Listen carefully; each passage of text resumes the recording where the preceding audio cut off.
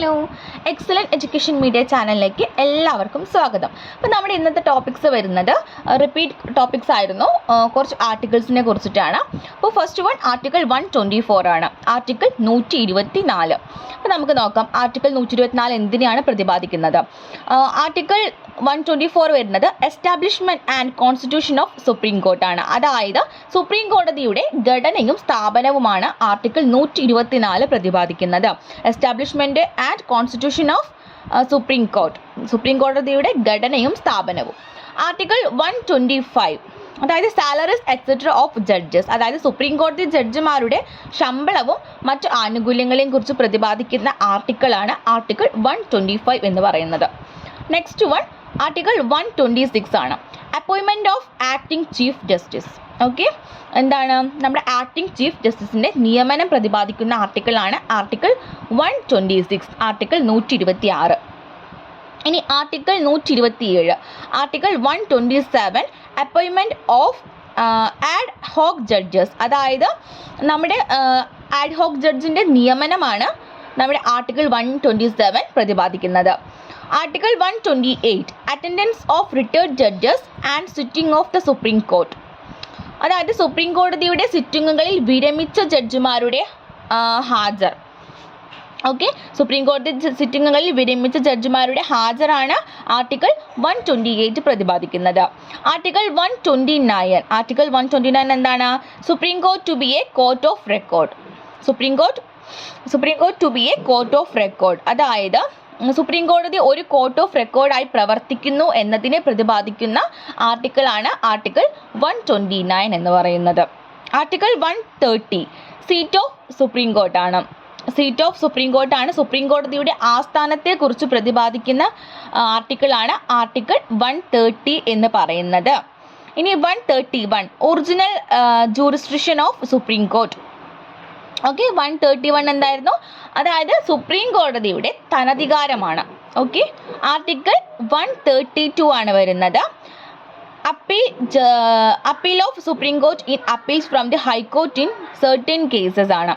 അതായത് 132 പറയുന്നത് അപ്പീൽ അധികാരമാണ്. അതായത് ചില പ്രത്യേക കേസുകളിലുള്ള സുപ്രീം കോടതിയുടെ അപ്പീൽ അധികാരത്തെ പ്രതിപാദിക്കുന്ന ആർട്ടിക്കിളാണ് 132 എന്ന് പറയുന്നത്.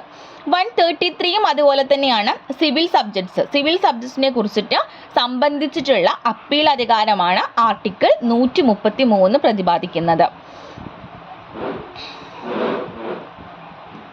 അതുപോലെ തന്നെയാണ് 134ഉം സിവിൽ അതായത് സിവിൽ വിഷയങ്ങളെ കുറിച്ചിട്ട് സംബന്ധിച്ചിട്ടുള്ള അധികാരമാണ്.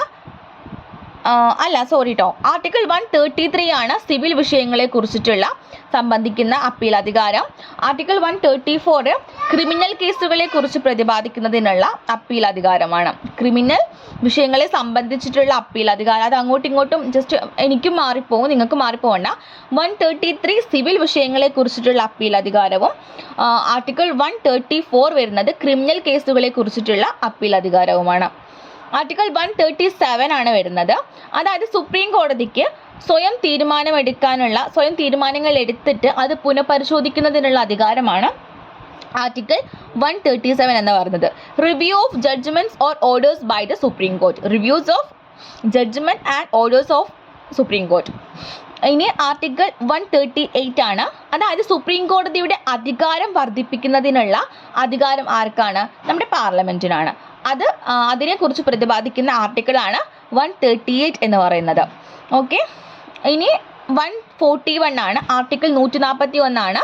സുപ്രീം കോടതി പുറപ്പെടുവിക്കുന്ന നിയമങ്ങൾ ഇന്ത്യയിലെ എല്ലാ കോടതിക്കും ബാധകമാണ് എന്നതിനെ പ്രതിപാദിക്കുന്ന ആർട്ടിക്കിളാണ് ആർട്ടിക്കിൾ 141 പറയുന്നത്. Okay, law declared by Supreme Court to be a binding of all courts. ഇനി 142 ആണ്. സുപ്രീം കോടതിയുടെ ഉത്തരവുകൾ ഇന്ത്യ മുഴുവൻ ബാധകമാണ് എന്നതിനെ കുറിച്ച് പ്രതിപാദിപ്പിക്കുന്ന ആർട്ടിക്കിളാണ് ആർട്ടിക്കിൾ 142 എന്ന് പറയുന്നത്. Okay, enforcement of decrees and orders of supreme Court and orders as to discovery etcetera. ഇനി ആർട്ടിക്കിൾ 144 3 സുപ്രീം കോടതിയുമായിട്ട് എന്ത് ഇഷ്യൂസ് ഉണ്ടെങ്കിലും അത് ആലോചിച്ച് തീരുമാനമെടുക്കുന്നത് ആലോചിക്കുവാനുള്ള നമ്മുടെ രാഷ്ട്രപതിയുടെ അധികാരമാണ് ആർട്ടിക്കിൾ 143 എന്ന് പറയുന്നത്. Okay, power of president to consult Supreme Court. Power of president to consult Supreme court.